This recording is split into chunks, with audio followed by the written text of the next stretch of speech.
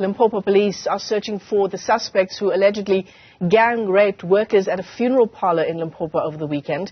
Officials say 2 of the women were kidnapped before the group made their way to a mortuary where they shot and injured an employee. From there, they went to another mortuary where they found 3 other women and 6 male employees. All 5 women were gang-raped and robbed of their cell phones, while the 6 men were assaulted. Let's get you an update on the police's investigation. We're joined now by the Limpopo spokesperson for the SAPS, Briagadier Motlafela Mojapelo, joins us via our video link this morning. Brigadier, thanks very much for coming on. I understand that in investigations like this, there's often very little that you can tell us, but what can you tell us about the search for these suspects? Well, the investigations are still proceeding. We haven't yet arrested anyone. And the team is hard at work trying to find out exactly who were involved in this brutal act. The victims of this act, of course, the 5 women who were gang raped, the number of other people who were also assaulted and robbed, what have you been able to glean from them? I'm sure you've been in conversation with them, getting their evidence as well. Well, as I indicated, our investigations are still unfolding. We were unable to get more information from the victims because they are still hospitalized and traumatized by the incident.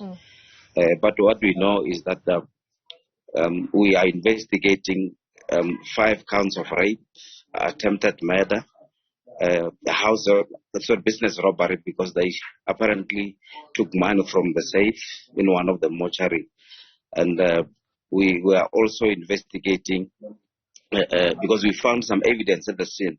So we're making follow-ups to find out exactly who were involved. We are appealing for anyone with information to please come forward. Brigadier, the other question I have insofar as your investigation is concerned is DNA evidence. Obviously, rape kits would have been done on the victims of this gang rape. How far is the lab testing insofar as DNA results are concerned?